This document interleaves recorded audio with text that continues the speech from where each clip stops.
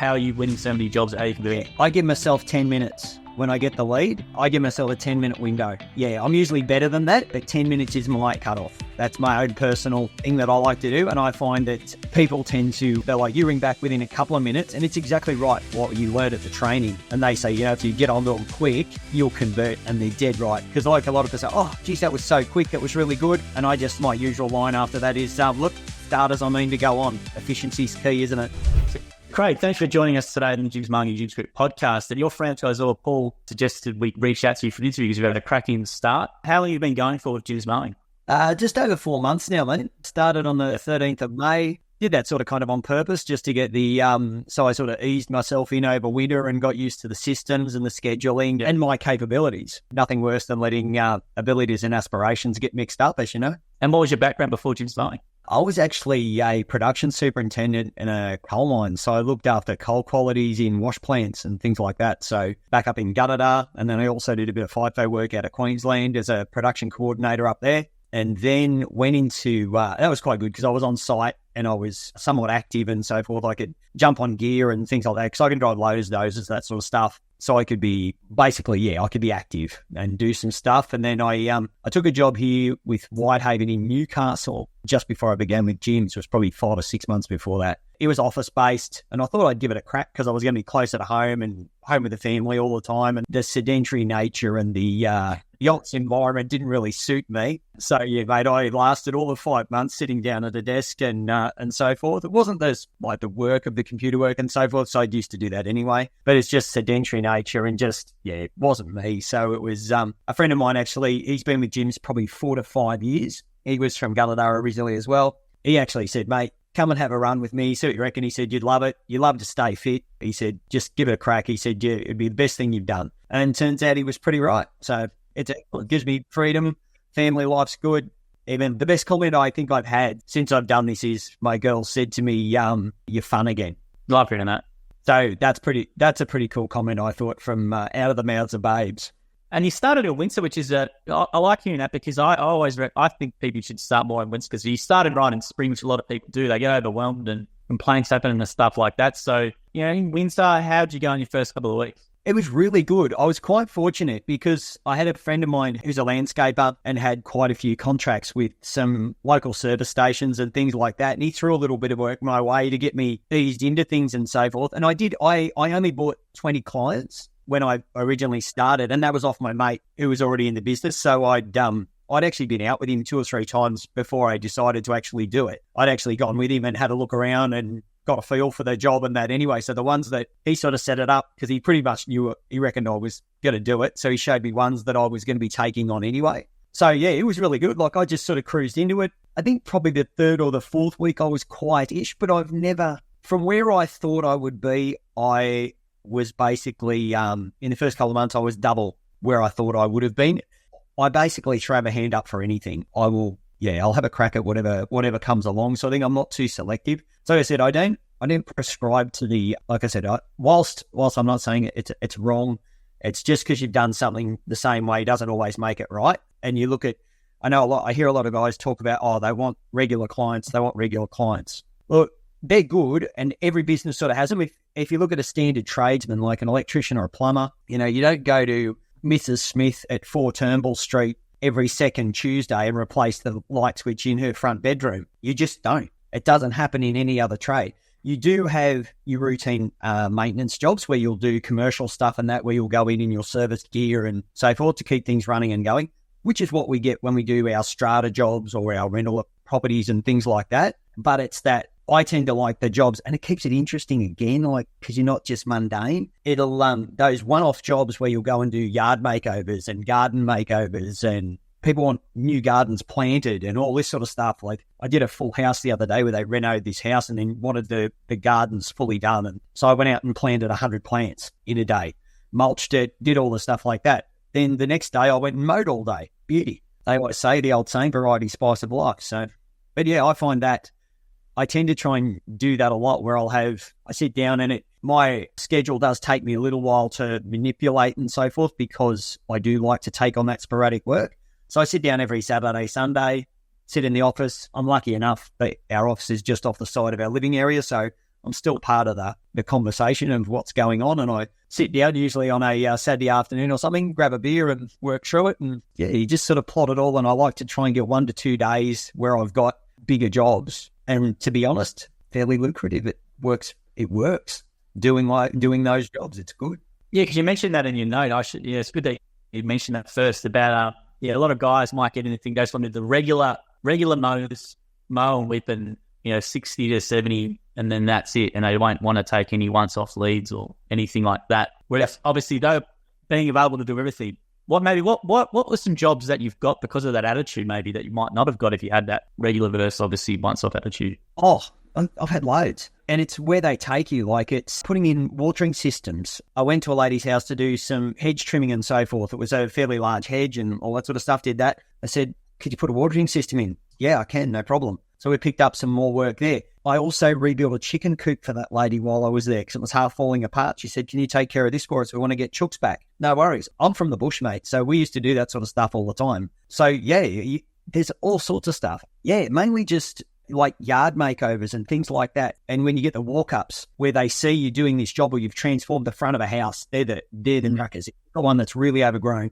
You spend 6-7 hours at this house and then it's looking smick. A neighbour or someone walks past and goes, oh, wow, it's not the same house. That's the stuff that you pick up by doing those one-offs. You don't get that when you still get walk-ups, but I tend to find you get the wow factor when you do the big ones and you take some photos and you put them out to people when you've finished a job. I always send it to a client because 90% of people aren't there while you do your job. You're usually just left to your own devices. So I'll always send pictures to them and say, listen, done and dusted. If there happens to be anything that I've missed or whatever, or that, that you want extra tidied up, just let me know. Happy to come back and fix it up and make it how you want it. Yeah, I just think that those jobs are the ones that, I've picked up if you just stick in there in your one mindset. And as I said, that suits some guys to do that, to go out and they do very, very well doing that sort of, doing the regular mow and looking after your strata clients and all that sort of thing and all those, and your regular clients all the time. That suits some guys. But as I said, I love the variety and the, just the different challenges you get. Like I do love the big makeovers. They're good. When you get a place that's overgrown and people are just throwing their hands up in the air and then you go in and change it, they come home and go, oh, wow. I actually had one lady in tears one day saying, oh, my God, Craig, you've given me my garden back. That's pretty cool. How satisfying, how satisfying is that compared to what you're previously doing? Yeah, I used to, as far as the marketing stuff goes, oh my God, leaps and bounds. I used to get a lot of satisfaction out of the previous role, like superintending, and that when we had targets and that to hit, and your back's against the wall and you don't think you're going to do it, but you pull a rabbit out of the hat. And it's a bit like that, I suppose, with this as well. You tend to pull a rabbit out of the hat when you see these yards and you go, even yourself, when you look at it, you go, oh, man. And then I've been out on a few garden makeovers with franchisees. It always amazes me just, where do you start then? Because I'm always curious. We film a bit with franchisees down here and we go to these places and I'm always trying to work out, well, how do you know where to start? So when you go to this place, which is the jungle or whatever, what's the first thing you look at for? How do you sort of decide in your head how I'm going to tackle it and what I'm going to do? I'll basically go through, I always go through a walkthrough anyway, like if it's particularly long grass and so forth, I'll go for a really good walkthrough and just make sure, see what obstacles and that we've got in the way, because you can usually have a bit of a feel about just to make sure you're not going to hit anything and, whether there's any pipes, steel, wire, whatever that you can get your gear in that caught in, because it's a bit of the old mining school stuff of, the safety side of me comes out first sort of thing and do almost you take 5 before you start work. It's just been drummed into me for 22 years. So I can't get that out of my system. Yeah, I go around, have a good look at it. And then, very job dependent. Some jobs you're better off just to go in and, smash the lawn down and so forth with your mower. If you go in and just whip it, it's really got nowhere to go. Whereas you need to sort of collect a bit of the grass and do a long mow to start with. Just go over and hack all the main stuff down, get rid of it. Then you kind of see a bit better and you go, righto, this is what we're going to do from here. But I tend to do those ones. And Paul gave me that hint. Actually, I had a couple of big blocks that I did that were, he said, go and hack the grass down first so you can see what you're doing. And you go from there. And what sort of gear do you use what brands do you use in your business for your mowers, for all your equipment? What have you gone with? Yes, Toro mower, the commercial mower, and a Honda self-propelled. I've also got a Honda, like the small push mower as well, all petrol. I don't run battery yet. Not got the confidence, and I'm a little bit archaic as far as that goes. I like to smell petrol fumes. And then Husqvarna. I tend to run the smaller mower as well, just a standard push mower, because there are some houses here in Newcastle that they don't accommodate to get to the backyard. So I've actually had to take the mower through the houses. I've got 3 clients that I do that with. I actually put the mower on a tarp and drag it through the house. There you go. I mean, I've never heard anyone That's a little bit lighter. Yeah, there you go. So that's great. It's amazing. I've never heard anyone say that before. So I've learned something new. That I was going to say as well. With your business, how are you structuring it? Because you've obviously done financially really well, from what Paul tells me. So how have you structured your business to do so successful already? I think it's just the fact that the attitude of taking on whatever comes my way. Like I took through winter, it's only just recently that I've turned my leads down. And there's a couple of weeks where I've actually turned them off, which I didn't think I'd do because Paul actually said to me one day, so I actually don't think I've seen someone as hungry as you. And I went, maybe. But I just don't turn I don't like turning the leads off. But I turned them on and had them on full tilt for all areas, everywhere. Right through New England, whereas now, and because I'm getting word of mouth too locally, I've got it pretty much down to my local circle. Yeah, so it's just cutting my travel down and things like that. I've actually started to bring the rings into where it is more comfortable for travel and just more cost effective. It's that sporadic work. That's the one that does it every time. And then there's ones that lead from that. Like you'll do this job and people go, oh, listen, or you'll get a phone call, random phone calls. I get a lot of these where, you did a job for such and such. Can you come and have a look at this? Oh, Sully, you did the garden next door. Can you come and have a look at mine, please? Yeah, there's loads of work like that. And what about winning and converting jobs? You obviously convert a lot of jobs. Is there a process that you follow? Like you get the lead, you call them within a minute or two, or how are you winning so many jobs? How are you converting? I give myself 10 minutes. When I get the lead, I give myself a 10-minute window. Yeah, I'm usually better than that, but 10 minutes is my cutoff. That's my own personal thing that I like to do. And I find that people they're like, you ring back within a couple of minutes. And it's exactly right, what you learned at the training. And they say, if you get onto them quick, you'll convert. And they're dead right. Because like a lot of people say, oh, geez, that was so quick. It was really good. And my usual line after that is, look, starters, to go on. Efficiency's key, isn't it? So that tends to work. I reckon I would be at least between 90 to 93% conversion. Great. On leads. It's really, really good. There's been a couple that I haven't got, and the ones that I haven't got have been quite funny, where they've been either the client's quite undecided what they wanted to do, or they've wanted ones where they just get, I just need an idea of what to do. And you're like, you cost me $13 here, but I'm giving you an idea of what to do in your garden. Have at it. Yeah. There's been a couple of those. You'd be surprised. And then there's some that they don't actually get the fact that when you quote a price, they'll go, they don't conceive that, it's costing me about, before I turn the key on the ute to get started, $50, $60 down because of insurances and all the stuff you've got to pay before you get started. So they've got to realize that when you tour, they look back and they go, what's your hourly rate and so forth. I said, I usually quote jobs, then like hourly rates, I'll quote per job, unless it's usually do your mow and so forth. But hourly rate books people, but they don't get the fact that in that hourly rate comes, same as an electrician or a plumber, it's your fuel, it's your insurances, it's your runabout, it's your time, your actual hourly rate for your arms and legs that they're paying for isn't that much. It's the other bits and pieces that you're covering with it sort of stuff. So, and what about quoting jobs? Because that's always a struggle for newer franchise leaders, and they get better over time. So how have you found quoting jobs? Do you have any philosophies around quotation? Yeah, I don't look at jobs as far as square meterage and so forth for a mow job. I tend to run it in because I was in retail many, many years ago, and I look at perceived value.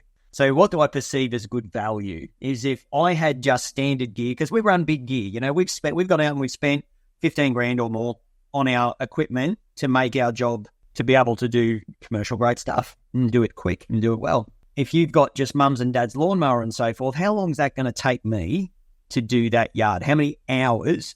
And then give yourself an hourly rate on top of that, average hourly rate, call it $45, $50 an hour for an average job. And then go, yep, that's what that job's worth. I'm going to do it in this time. If you do it quicker, obviously that's money for you. And it's worked. Like I go and people just usually go, oh yeah, it is a pig of a job. Just do it, mate. And the ones, that's the one-off. They're the one-offs. That's what they do. They don't want to do it. They don't want to do it. They want someone else to come and do the job for them. Like, I'm not like fleecing people, but it's if they believe, and I believe I'm giving them value for their time and so forth, mate, they're down at the pub drinking a schooner and I'm there sweating it out. Happy days. Sounds good to me. And how did you find the training experience then down in Melbourne? Yeah, really good. Really good. The other thing, I would just spend a bit more time on the scheduling side of stuff. That was really good, like just actually plotting it in and just a few little things like that.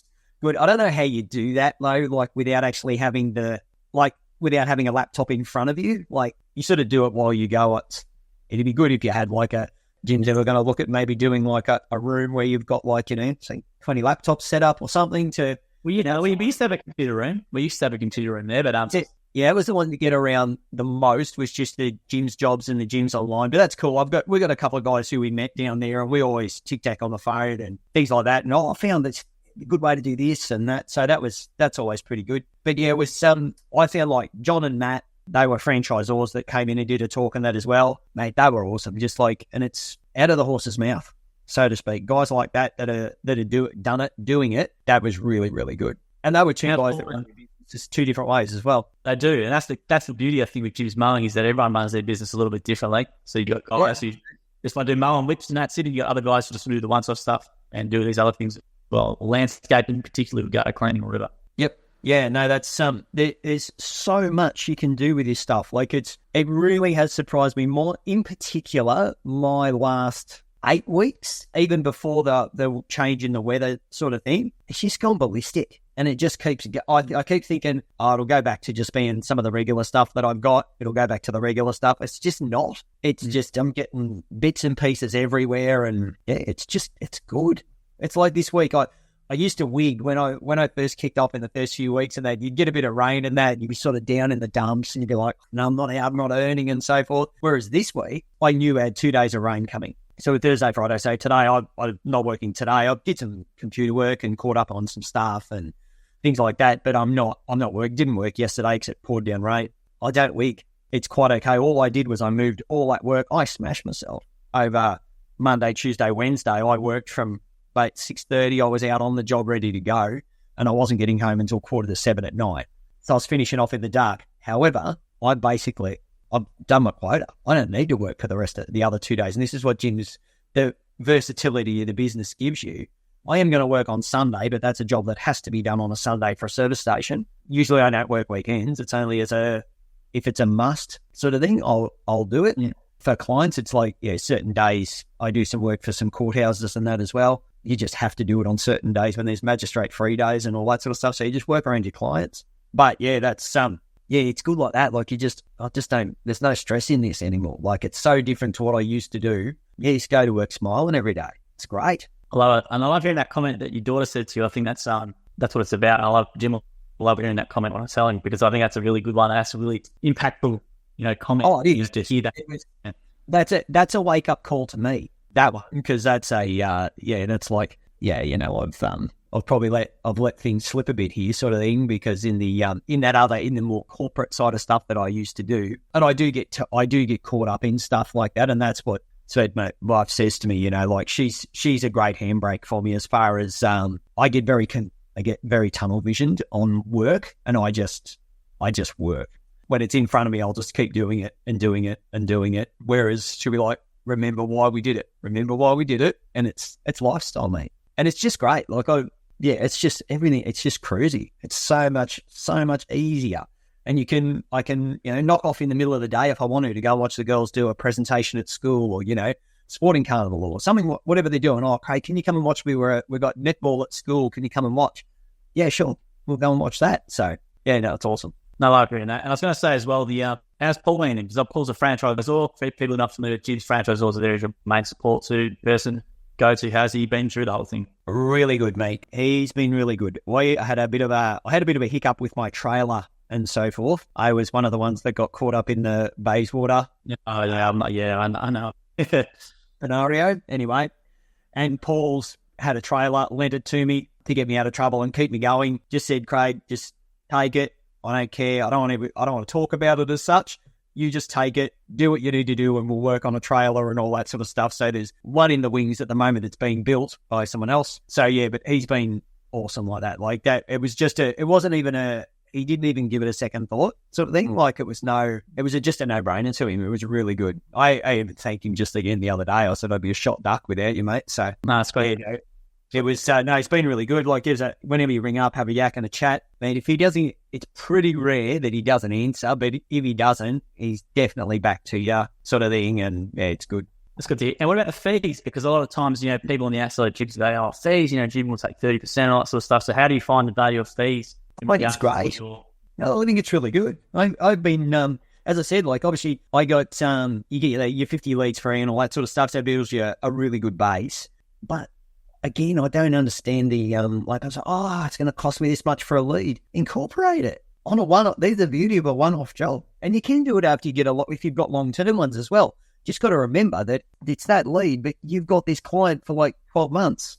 Say it's a $77 mow. It's not bad over 12 months. Do the maths on that every fortnight or how many mows you're going to get. It works out to be cents, not dollars. It works out cents. So it's like $1.20, $10, $15 a month or something. And you've got a lead. Yeah, I love it. It's mathematics isn't hard. I love spreadsheets and mathematics. So you sit down and work all that stuff out, and it's like, it's cheap, mate. It's how many franchises where they don't take percentage off you? Like if you go to I don't know whether we can mention names, but I'm going to the Domino's and so forth of the world. So I've got friends of mine who do it, and the more they make, the more they pay. That's just, it seems criminal to a point. Whereas gyms, as we've got a baseline, and we just, what you get. As hard as you want to work, it's good for you.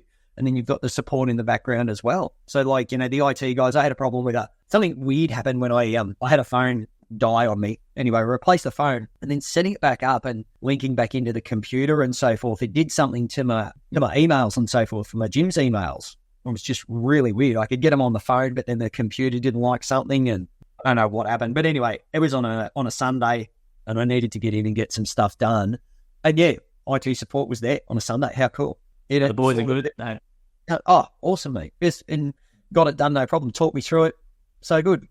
But how many other things do you get where you get service and backup like that, where you've got someone who's got your back? Not many. Absolutely. But as I said, mate, that sort of stuff makes your fees. How much do you pay a guy when if you've got to do it on a service contract? If you've got your own business, you're paying an IT guy for a service thing. I know how much we were paying in the mines, mate. It was it's astronomical. So it makes our fees look good. That's a good. I'm glad you said it, not me. It's a great. I know it's a good deal, and it's glad to hear that you think it's a good deal as well, because it absolutely is compared to a lot of systems that are out there. And I do a bit of talks with franchising comments and stuff, and to hear the fees or hear the percentages that they do as well. I hear the marketing levy, right? So the marketing levy for gyms is a flat fee, whereas a marketing levy in a lot of these other ones is a percentage of your revenue, right? So which can be quite expensive as well. Yeah, 100%. Yeah, it's a really good. Even honestly, hand in my heart, when I went to the accountant and so I started talking about all this, even he said the gym thing is one of the best ones that's out there. That was straight from my account. He said that. I'm glad to hear a good accountant. I've interviewed a lot of franchisees, and their accountants or business advisors say, don't do a franchise or don't do this in general, right? Without not knowing so much. I'm glad to hear you've got a good accountant. So that's a good one. He's a cracker. He's he's a good guy. He said straight up. He said, like, they're one of the best ones that are out there, mate. He said, and named a few others, and he said you wouldn't touch him with a barge pole, but he said, no, these guys, he's got a few clients that run different gym scenes. He said they're great. Love to hear that. I'd love to fit your accountant on, because as I said, I interview a lot of franchisees all the time, and when they're an accountant or a business advisor, who say, don't do it, don't do franchises, or don't do gyms in general. So I'm really glad to hear that. So I was going to say as well, with what do you plan to do with your business, Craig? Because you're extremely motivated, extremely switched on. Are you going to be one of these people who want to put on 10 people, or what do you plan for your business? Or are you going to stay in a lifestyle sort of mode? What do you want to do? Lifestyle, mate. I turned 50 just the other day, so I'm in semi-retirement. Yeah, it's going to be me, and we actually talked about, my partner's a mad gardener, and so back in Canada, we actually used to have a 3,000 square metre block, so it was quite a large block of land, and we had gardens and that all through it, and she loves to garden. So she actually does come on the odd job with me now and again, because we formed a company to do this. So she'll come out and jump on the gear, and loves to get in the garden and potter and so forth as well. So we have talked about in the next few years possibly her coming across and doing that as well, maybe getting a van or something for her. But look, mate, to be hand on my heart and honest, even she said who would work with me, because I'm incredibly fussy. I'm really bad like that, and I think I couldn't inflict that on anybody. It'd be horrendous. So I'd just be terrible trying to work with me. But I'm more than happy just to live the lifestyle, and I only have to put up with myself then, or I only have to inflict myself on myself. Now, financially, Craig, are you happy with what you're doing compared to what you're doing previously?